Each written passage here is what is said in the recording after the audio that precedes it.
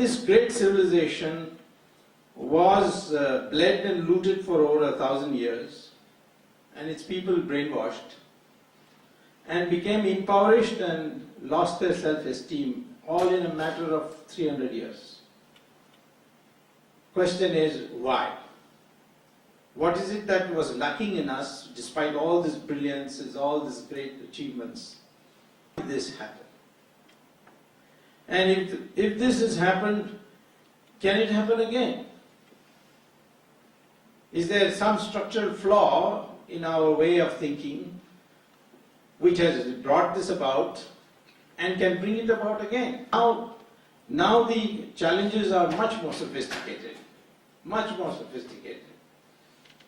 It's no more the old brutal Muhammad Ghori and Ghazni. Now it is the battle is in the mind, globalization of tastes, and the abandonment of the fundamental principle of Sanatana Dharma, that we must try to blend materialism with spiritualism. With spiritual pursuits and material advancement, they must go together.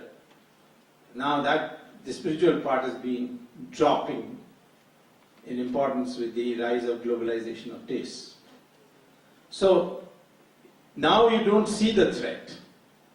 So we have to address ourselves to this question, how is this going to be changed? After all, let us remember, there were other great civilizations, Greece, Egypt, Babylon, Iran. Iran was a Zoroastrian civilization. They all have disappeared. They've broken their links with the past for a variety of reasons. So it's no use tomorrow for a future generation of Indians to go and learn about Hinduism by visiting their museum and seeing it there, as the Greeks do, or the Babylonians do, or in Iraq, or the Egyptians do. So we have to answer this question. We can't get the answers in the present history books. I agree with Rajiv Malhotra, and I think it's because he is not being educated in the usual social science discipline that he is able to bring so much originality to the analysis of history. Because if he had gone through the usual social science training, he would have been brainwashed himself, and he wouldn't have demonstrated this originality. We have to burn our history books. I have no doubt about that, because this defalsification of our history cannot become in bits and pieces. It has to be a lock, stock and barrel change. But the question is how to do it. How to do it which is acceptable academically. I mean, you can't do it the way Hitler did it, or you can't do it the way Idi Amin did it for a brief period. We have to do it in a way which is in a civilized way, in a matter of discourse.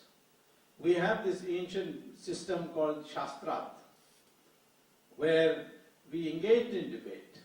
In fact, the word Dravidian came out of one of the Shastra, namely when Adi Shankara went to Varanasi and challenged Mandana Mishra to a debate and said, if you lose the debate, you convert. He was, of course, the Uttara Mimamsa school and Buddhist scholar. And he said, if you lose, you have to convert to Hinduism.